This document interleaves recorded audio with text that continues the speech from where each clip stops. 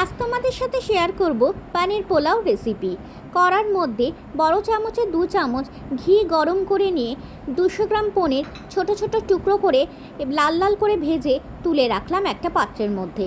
এবার এক মুঠো কাজু কিশমিশও ভালো করে ভেজে তুলে রাখলাম একটা পাত্রে। এবার ওই ঘিয়ের মধ্যে 2টো তেজপাতা, 4টে লবঙ্গ, 4টে এলাচ আর 2টো বড় সাইজের দারচিনি দিয়ে এবার ভালো করে গন্ধ বেরোতে শুরু করলে এখানে ভিজিয়ে রাখা চালটা এর মধ্যে দিয়ে দিলাম। আমি এখানে 500 গ্রাম বাসমতি চালের ব্যবহার করেছি। এবার চালটা ভালো করে ঘিয়ের মধ্যে ভাজা ভাজা করতে হবে। ভালো করে ভাজা ভাজা হয়ে গেলে এবার এর মধ্যে 1 চা চামচ আদা বাটা দিয়ে সেটাকেও একটু নাড়াচাড়া করতে হবে। ভালো করে নাড়াচাড়া হয়ে গেলে এবার এখানে গরম জল করে রেখেছি, যতটা চাল নিয়েছি তার দ্বিগুণ জল ব্যবহার করেছি। দিয়ে এবার জলটা দিয়ে এবার একটা ঢাকা চাপা দিয়ে দিতে হবে।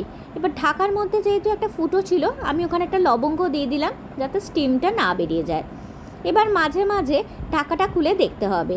এবার ঢাকনাটা খুলে যখন দেখব 70% মতো চালটা সেদ্ধ হয়ে গেছে, তখন ওই ভেজে রাখা পনির আর কাজু কিশমিশ আর নুন আর চিনি দিয়ে দিলাম। দিয়ে আবারও ঢাকা দিয়ে দিলাম। মাঝে মাঝে ঢাকাটা খুলে একটু নাড়াচাড়া করে দিতে হবে। এই রকম একটা পনির পোলাও যে কোনো ভেজ বা নন ভেজ সাইড ডিশের সাথে ভালো যাবে। তোমরা ট্রাই করে দেখো বন্ধুরা। এবার ওপর থেকে একটু কেওড়ার জল আর একটু গরম মশলা গুঁড়ো ছড়িয়ে দিলাম যাতে একটা ভালো ফ্লেভার আসে। দিয়ে আবারও নাড়াচাড়া করে ঢাকা দিয়ে দিলাম। যদি রেসিপিটা ভালো লাগে তাহলে প্লিজ একটা লাইক, কমেন্ট, শেয়ার করে দিও আর সাবস্ক্রাইব করতে কিন্তু ভুলে যেও না।